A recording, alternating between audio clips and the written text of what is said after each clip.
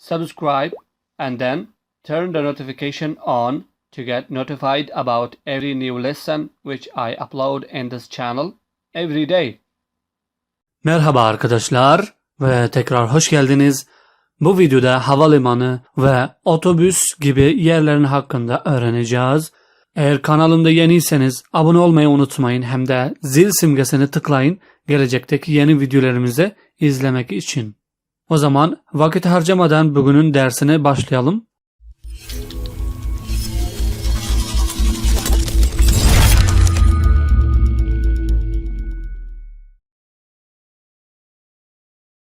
On 9. derste öğrenmiştik. Is it in this direction? O bu yönde mi? It's near to the bus station. It is near to the bus station.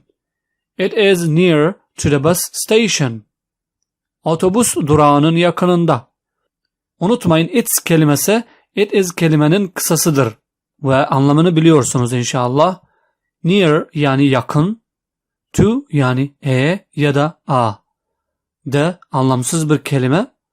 Bus yani otobüs. Station yani durak. It's near to the bus station. Otobüs durağının yakınında. Bu olduğu bir yerin yakınında söylenmesi. It's next to the airport. It's next to the airport. It's next to the airport. Yani havalimanının yanında ya da hemen yanında. Next to kelimesi tam yanında demek oluyor. Airport yani havalimanı. It's next to the airport. Havalimanının yanında. Şimdi siz bir yere gidiyorsunuz ya da istediğiniz yere gitmeye düşünüyorsunuz. Ya da gidiyorsunuz diyelim. O zaman birilerden soruyorsunuz ki bu yol doğru mu? Yani emin değilsiniz, o yüzden soruyorsunuz. İngilizce'de böyle. Is this the right way? Is this the right way? Is this the right way? Yani bu doğru yol mu? The right way bir yerde olunca doğru yol demek oluyor. Tek tek right yani doğru ya da sağ. Way yani yol. Ve the anlamsız tek başına. The right yani sağ ya da doğru. Şimdi evet ya da hayır ya da doğru yolu gösterirler ve bu konuda size Allah yardımcı olsun. Bilmem neler diyecek ve neler anlatacak İngilizce'de, ama üzülmeyin, öğreneceksiniz inşallah. For how long? For how long? For how long yani ne kadar süreliğine? For yani için, dolayı, amacıyla. How yani nasıl ve long yani uzaklık ya da uzun. How long olunca ne kadar uzun ya da ne kadar anlamında geliyor. For how long ne kadar süreliğine? Where? Where?